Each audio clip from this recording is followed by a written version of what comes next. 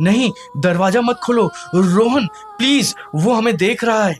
किरदारों और उस जगह से जुड़े लोगों की सुरक्षा और गोपनीयता के लिए इस कहानी में जगह और किरदारों के नाम बदल दिए गए हैं। आज हम बात करेंगे उस रात की जिसके बारे में पुलिस फाइलों में सिर्फ 3 शब्द लिखे हैं, हादसा और गुमशुदगी।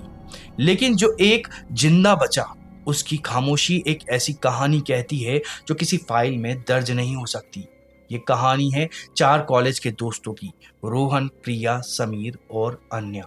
पैरानॉर्मल में उनकी दिलचस्पी जुनून की हद तक थी। उनका एक यूट्यूब चैनल था जहां वो कथित तौर पर भूता जगहों की सच्चाई सामने लाने की कोशिश करते थे। ज्यादातर उनकी जांच मजाक या वहम में खत्म होती थी, लेकिन इस बार उन्होंने एक ऐसी जगह चुनी जहां से मजाक जिंदा वापस नहीं लौटते। जगह थी देवगढ़ की पहाड़ियों में अंग्रेजों के जमाने का कलाए डाक बंगला। ये सिर्फ एक बंगला नहीं था, ये एक जाल था। 1880 में एक ब्रिटिश अफसर ने इसे बनवाया था। कहते हैं कि हेजे की महामारी में उसकी बीवी और 2 बच्चे यहीं मारे गए थे। उस अफसर ने उन्हें दफनाने से इनकार कर दिया था और कुछ हफ्तों तक उनकी लाशों के साथ ही उस बंगले में बंद रहा। जब लोगों ने दरवाजा तोड़ा तो वह अफसर अपने परिवार के साथ नहीं बल्कि दीवारों से बात करता हुआ मिला। वो कहता था वो कहीं नहीं गए हैं, वो बस दीवारों में छिप गए हैं। उस दिन के बाद उस बंगले का हर नया मेहमान या तो पागल हो गया या फिर कभी लौटा ही नहीं। गाड़ी देवगढ़ के घुमावदार रास्तों पर चल रही थी। समीर, जो ग्रुप का टेक गीक था, अपने कैमरा सेट कर रहा था। समीर, रोहन भाई, इस बार टीआरपी आसमान फाड़ देगी। कलाए डाक बंगला सोचकर ही रोंगटे खड़े हो जाते हैं। रोहन ने बोला, रोंगटे नहीं समीर, सबूत। हमें दुनिया को दिखाना है कि ये सब पुरानी कहानियां हैं। डर दिमाग में होता है, इमारतों में नहीं। प्रिया बोली, जो कि ग्रुप की सबसे तर्कवादी थी। सही कहा रोहन, पिछली बार की तरह कोई चूहा या हवा की आवाज निकली तो तुम लोगों का मजाक बनाकर वीडियो डालूंगी। सिर्फ अन्या चुप थी। वो खिड़की के बाहर देख रही थी। जैसे जैसे बंगले के करीब पहुंच रहे थे, हवा भारी होती जा रही थी। रास्ते में एक जगह खूनी मोड़ का बोर्ड लिखा था। कहते हैं कि वह रात में अक्सर एक औरत मदद के लिए पुकारती है और जो भी गाड़ी रोकता है वो खाई में मिलता है। अन्या को लगा जैसे उस मोड़ पर किसी ने उसका नाम पुकारा हो। उसने इसे अपना वहम समझकर नजरअंदाज कर दिया। शाम ढलते ढलते वो बंगले के सामने थे। वो जगह किसी खंडर से कम नहीं थी। दीवारों पर काई, टूटी खिड़कियां और एक अजीब सी खामोशी जो शोर से ज्यादा डरावनी थी। उन्होंने अपना बेसमेंट एक बड़े से हॉल में बनाया।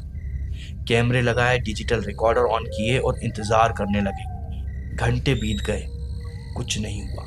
प्रिया हंसते हुए बोली, देखा, मैंने कहा था, चलो पैकअप करते हैं, अब मच्छरों के अलावा किसी की आवाज नहीं आएगी, कुछ भी नहीं है यहाँ पे। तभी अचानक ऊपर की मंजिल से कुछ खिसकने की आवाज आई, जैसे कोई भारी फर्नीचर खींच रहा हो। चारों एक दूसरे को देखने लगे। रोहन ने बोला, शायद कोई जानवर होगा। वो टॉर्च लेकर ऊपर गए। आवाज एक बंद कमरे से आ रही थी। दरवाजे पर ताला लगा था, लेकिन आवाज अंदर से ही आ रही थी, लगातार खरोचने जैसी, खिसकने जैसी। वो लोग फिर नीचे लौट आए। माहौल में एक अजीब सा तनाव था। समीर ने अपना वॉइस रिकॉर्डर चेक किया, ये सुनने के लिए कि क्या कोई आवाज सच में रिकॉर्ड हुई है। उसने हेडफोन लगाया और प्ले किया।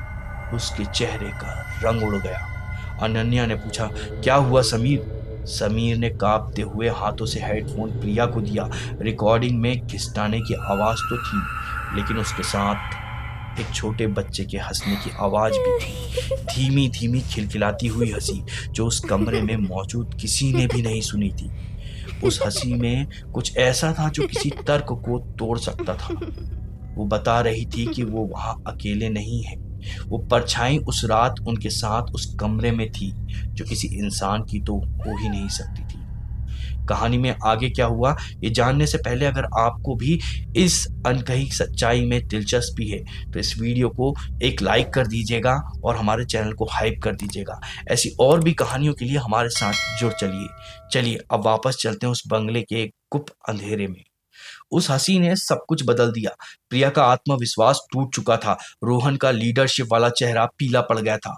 अचानक बंगले के सारे दरवाजे और खिड़कियां एक साथ जोर से बंद हो गई, जैसे किसी अनदेखी ताकत ने उन्हें एक झटके से बंद कर दिया हो। वो फंस चुके थे।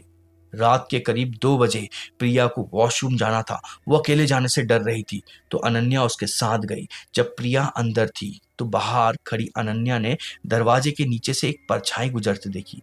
उसे लगा प्रिया बाहर आ गई होगी। अनन्या ने बोला, प्रिया, क्या तुम इतनी जल्दी बाहर आ गई? कोई जवाब नहीं आया। तभी वॉशरूम का दरवाजा अंदर से खटका। अनन्या, तुम बाहर हो ना? वो प्रिया की डरी हुई आवाज थी। अनन्या के पैर कांपने लगे। अगर प्रिया अंदर है तो बाहर कौन था? उसी पल हॉल से समीर के चीखने की आवाज आई। वो दोनों भागकर हॉल में पहुंचे। समीर एक कोने में दुबका हुआ और एक टक सामने की दीवार को देख रहा था। रोहन ने बोला, समीर, क्या हुआ समीर? समीर ने कांपती हुई उंगली से दीवार की तरफ इशारा किया। दीवार पर नमी से एक आकृति उभर आई थी, एक औरत की आकृति, जिसके हाथ में 2 बच्चों का हाथ था और वो आकृति धीरे धीरे बढ़ रही थी, फैल रही थी। रोहन ने गुस्से में चिल्लाया, ये सब एक वहम है, लाइट और शेडो का खेल है। उसने पास पड़ा एक लोहे का रॉड उठाया और उस दीवार पर दे मारा। कुछ नहीं हुआ, लेकिन तभी उस आकृति के मुंह वाली जगह से एक फुसफुसाहट निकली। तुमने मेरे घर की दीवार तोड़ी है। आवाज किसी एक की नहीं थी। वो एक औरत, एक आदमी और एक बच्चे से मिली जुली आवाज थी, जो एक साथ बोल रहे थे। और फिर रोहन गायब हो गया। वो बस वहां था और अगले पल नहीं था, जैसे हवा में घुल गया हो। उसके हाथ से रॉड जमीन पर गिरी और खनकने की आवाज पूरे बंगले में गूंज गई। अगले दिन सुबह पुलिस को जो रिकॉर्ड मिला था उसमें यहीं तक की कहानी साफ थी। इसके बाद सिर्फ चीखे, रोना और भागने की आवाज थी। और फिर वो आखिरी क्लिप, अनन्या, नहीं, दरवाजा मत खोलो, रोहन प्लीज, वो दरवाजा मत खोलो, वो हमें देख रहा है। ये आवाज उस बंद कमरे के सामने रिकॉर्ड हुई थी, जहां से शुरू में घिसटने की आवाज आ रही थी। पुलिस को वो कमरा खुला मिला।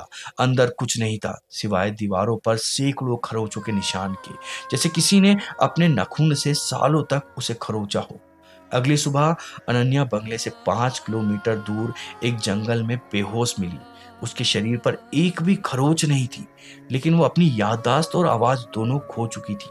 समीर और प्रिया कभी नहीं मिल पाए। महीनों के इलाज के बाद अनन्या ने सिर्फ एक बात कही, मैंने दरवाजा बंद कर दिया था। जांच करने वालों ने माना कि शायद वो उस कमरे के दरवाजे की बात कर रही थी। केस बंद हो गया, बंगला सील कर दिया गया, लेकिन कहानी यहाँ खत्म नहीं होती है।